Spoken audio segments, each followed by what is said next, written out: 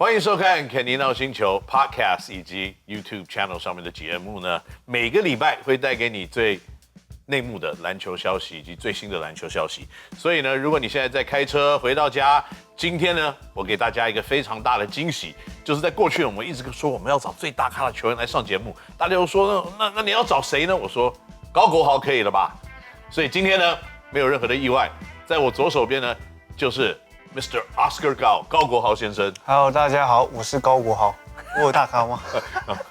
你不算大咖，因为大咖脚很大嘛，对不对？你是章鱼型的球员，微咖。到你休息室大概有10几双鞋排在那边，你是要穿多少鞋？没有，那个就是可能大家有需要的话，或是脚跟我合的话，就是随意脚。10号半，差不多。可是可惜就那个。你也知道我也10号半。OK 啊。不过呢，这个大家这个期待这个时刻很久了，因为国豪呢，这个打球非常的有特色，那个性呢又很外放，其实我说真的，国豪是非常平易近人的一个小朋友。那在打球方面有充满了热情，所以这是为什么很多人喜欢你。那可是很多人现在有很多疑问啊，就说大家对于你从国外留在台湾打球这个东西一直充满很多的问号，而且在我们还没有签约之前，大家都在问，到底工程师会签高国豪？到底谁签得到高国豪？最后你选择了我们。你会跟大家解释或讲一下为什么你会选择工程师队？那当初在选队之前，因为我本来还有大学的事情嘛，因为一直在想，就是说有可能要不要回去，因为疫情啊，所以那时候那段其实蛮挣扎。然后后来就是国外那些东西，就是考虑当中，但是我会觉得又会想要打球。对啊，那就是一直蛮挣扎。那其实很多人在告诉我，来台湾打啊，还是什么，我就觉得，因为大家不管怎么讲，自己的决定到时候还是自己嘛。那其实，到后面我是觉得，自己在台湾打也还不错，因为在这疫情下有这个机会，那我就觉得也很幸运。那后来到现在为什么会选择这个原因，是因为，我觉得，第一个，我觉得就是可以在台湾打是蛮不容易嘛，那这真的很幸运，那也有这个联盟这样。那我觉得我选择这边的原因是因为我觉得没有上贼船，没有后悔，没有后悔啊！我其实实际真的很喜欢这边。那在你选择当中，在之前也还很多疑问，这样真的对吗？因为毕竟这个是今年刚新球队嘛，也刚成立，所以很多都不知道。那谁来也不知道。那我们当然就希望说但我自己的想法是说，不要可以在一个我们什么都没有，那来这边拼一下。对，那我觉得就教练也给一个还不错啦，就是在整体方面，有机会可以到这边打球，随便选一个，他选那个姓高的球队好了。而且说实话，是在这边，因为我从来没有，我都有经过新竹，但是没有真的在那边来过这边。我觉得这是一个新的体验，因为从来自己也没有想到说，有机会在那边打球。是对，那我觉得真的还不错。那选到这边，那听说就是有这么好的球场啊，那就是各方面，我觉得回到那就非常，我有点词穷，没关系，就是你可以说不出那一种你在那个混乱当中，你很难去太多资讯跟。不过至少现在你的决定你没有后悔或失望。对，到现在我觉得自己选的是对的。那其实，在那个之前就有训练过嘛。那我自己的风格，我觉得我也蛮喜欢这边的氛围啊、气氛啊。那再加上这边的不管是球迷啊、观众啊，大家都非常热情，也非常投入，所以我觉得加上队友啊、教练都非常的 nice， 就是很喜欢这样。是，到时候没有后悔，我就是选择。不过我现在有一个很关键的问题啊，这不在我们的 script 上面，我要问你，这个要把你放在一个角落，要好好的拷问一下。你当时答应我说不回去念书打球，那你现在的 long distance learning 你进行的怎么样？通。一般般。OK， 学业拿到了，最后证书最后一定拿得到。对，但是对吧？要一点时间，需要一点时间。这个我一定会继续编你的，不用担心。这个需要时间呐，就一般般普通。好，好。那今年的国豪你成绩真的是不错。OK， 在本土球员来看，你的得分、篮板、助攻、抄截几乎都是前5名之内。那特别抄截跟助攻，那在本土里面就第1、第2嘛，对不对？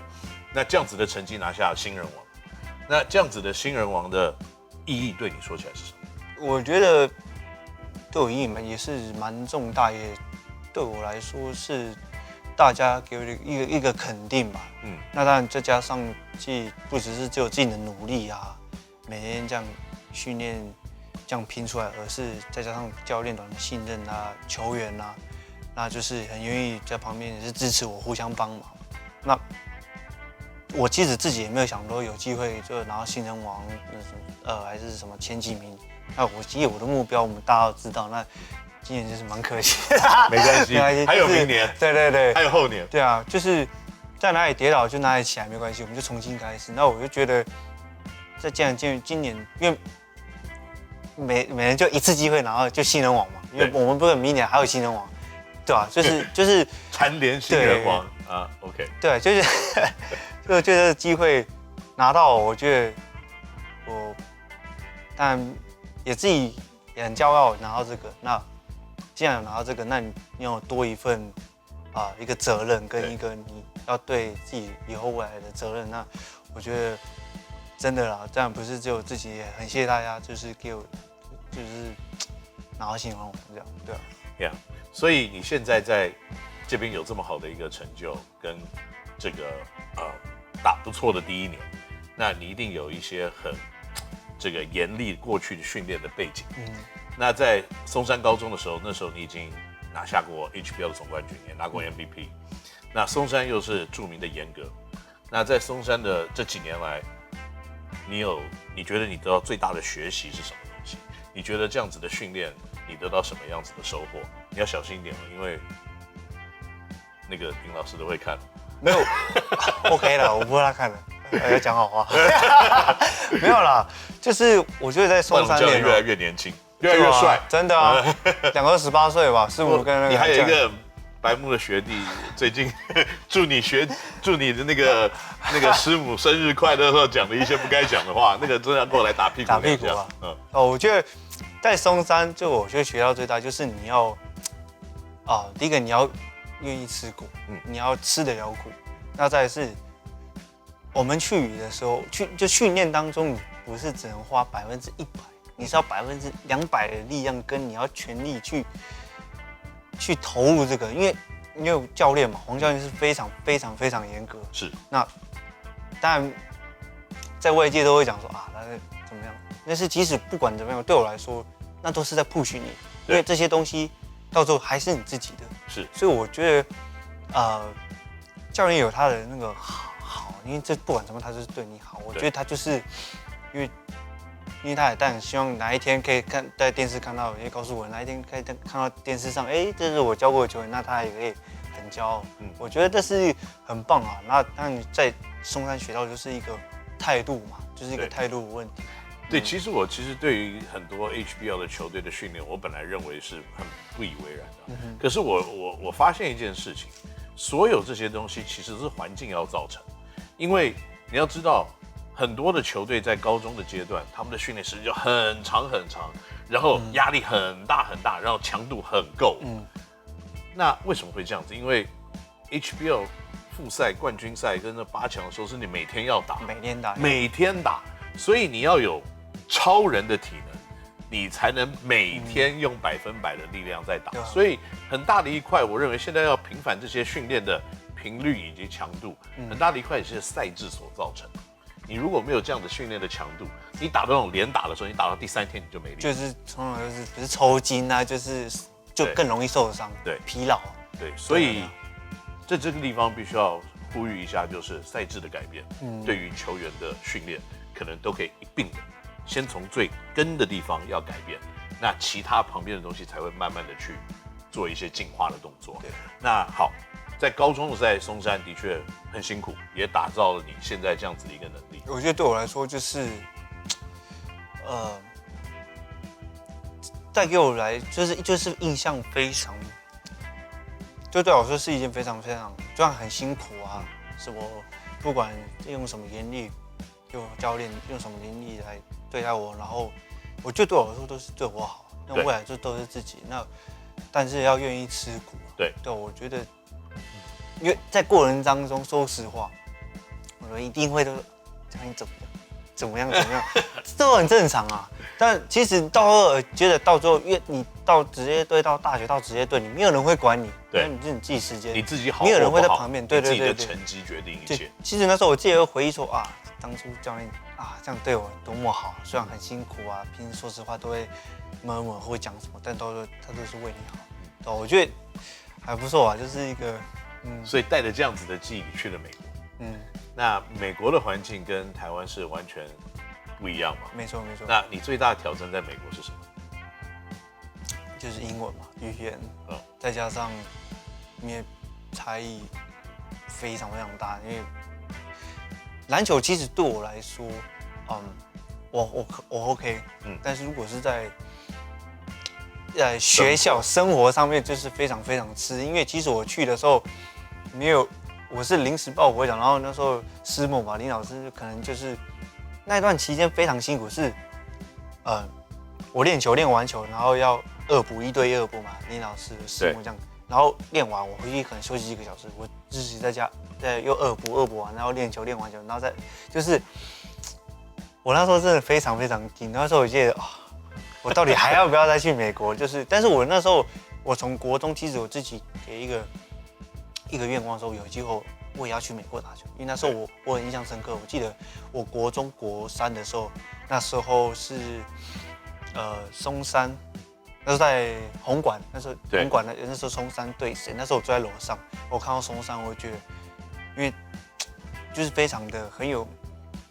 那时候容貌在打吗？那时候我还不在，那时候我就觉得哇，松山是这么强悍强势。我那时候看了，我就觉得。而且我听说他们也是很常会去美国，对，有些就是好像听说就他们会去，对，所以我就觉得我终有一天我要去美国挑战一下。然后那时候我心里面想说，我不管英文会不会讲，我就是先去再说。所以到现在就是那段期间真的蛮辛苦的，那我就觉得还 OK。那其实到美国，至少我的想法是，不管你会不会讲其次，你就讲，人家不会说，因为。即使你会，你不愿意讲，你等于不会。对，所以我就不管了，乱讲。因为大家其实去国外，我觉得大家在那边笑，不会讲英文啊，亚洲人，我觉得哈哈，我没关系，你也不会讲中文。其实跟打球有点像，就是说在场上要力求表现的人脸皮都要比较厚一点，没错，对不对？失败了没有关系嘛，我再试一次，对不对？我现在讲你听不懂，我讲10次你就听得懂。对。所以这种，我认为这是一个很好的态度。所以英文学得快，打球能力应该也不会太差。我觉得而且在球上面，我觉得没有什么太大，因为你平常我们高中就是黄龙教练，就平常会跟我们讲一些英文东西啊、术语啊，那我觉得大致上没有什么太大，除非你可能在讲生活东西，或是学校，平常我觉得题外话，我觉得蛮有趣的是，我那时候在学校嘛，然后大家跟我讲说，我们要自我介绍啊，干嘛？然后每次都快到我的时候。我突然会紧张，我都是在我之前，我都会想说，我要怎么讲自我介绍啊？对，因为那时候我真的很难，我几乎自我介绍什么都不会，就是非常就自己等于就是连基础都没有。那时候换我的时候，我就觉得很紧张，那时候身体会冒冷汗，然后突然讲完的时候，我就觉得身体就可能退掉了那种感觉，就是还蛮有趣的。然后后来慢慢习惯了。对，每个人都有第一次嘛，第一次都是紧张的，对不对？第一次过了以后，接下来就一切一帆风顺。对啊，我觉得自我介绍那什么没问题，没有问题。对，我觉得蛮好，我觉得蛮好玩。帮我自我介绍一下，开玩笑，这么 free。那我跟你说，那你知道现在可能在高中篮球的环境又跟之前有点不一样。松山在今年几个外籍生，你知道吗？对，好多个，Jonathan 啊，还有对，巴西的弟弟啊。可是阿布拉，对，所以这些外籍生，你认为在现在国内的 HBL 环境里面，可以影响到或加强国内 HBL 的竞争吗？我觉得帮助蛮大，是在因为我们亚洲就环境就是这个样子，然后有机会就是外籍来生对我来说就是跟不同的，第一个是应该是说就是说人种，就是不同人身体强壮啊，什么各方面就是不同，可以试试看。因为我没有那么多机会会说，去哪个国家打，我们人生不知道，没有那么多机会可以到处外面打。那既然有机会，就是外籍生，就是不同国家的球员来这边打，那身手也很厉害的，那我觉得这是一个很好的，就是成长，对啊，让他们也可以学到，就是看到不一样，不用出去也可以看到不一样的人种。那其实，在这个国际里面，像日本现在高中就是有系统性的一群国外引进的学生，让他们在那边高中的时候就有竞争了。所以碰到高大、活动力好、弹跳能力强的球员，他们到了大学或职业的阶段，他们也不会觉得很意外，或觉得不习惯。所以可能这也是我们国内篮球可能可以多去包容或改变的一些地方。那在今年呢，你打得还蛮不错的。那可是呢，在你整个在整个篮球生涯里面，你有没有任何一场比赛对你来说是印象最深刻？国内国外 OK 吗？都可以，都有。那我想一下有一场我在美国，那时候对 Murray State，Murray State OK，John Moran 的球队，就是他那时候就是大家那时候。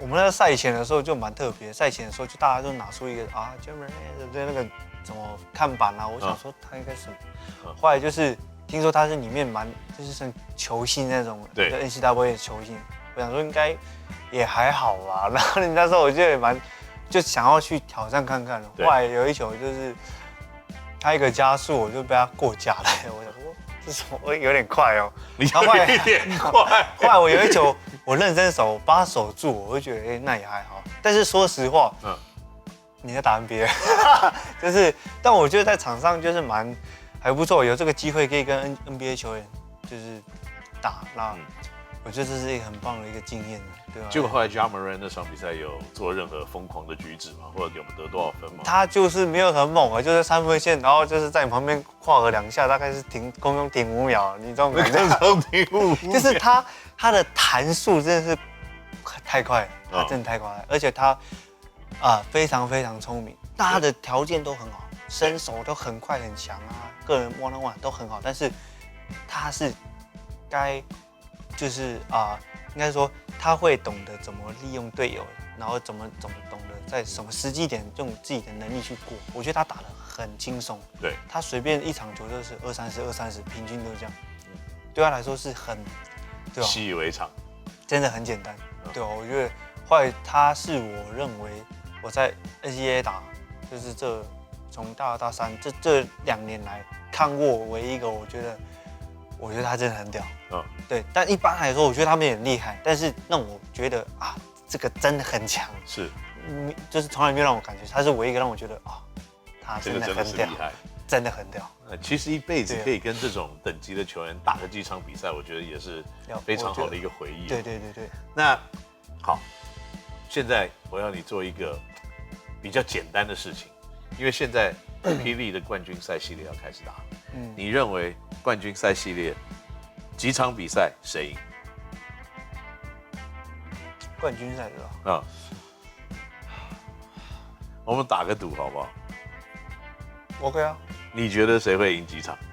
你先好。我觉得是4比2。4比2。勇士富邦4比2。4比2。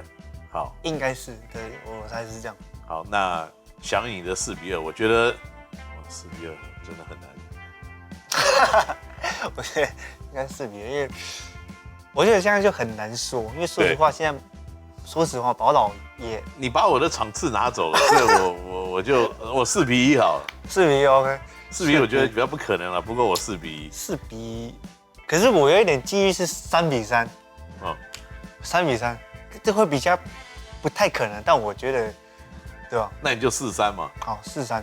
那我4-2。OK，你4-3，我4-2。OK，那火锅了，好不好？火锅来就6-3门吗？谁搞的？好。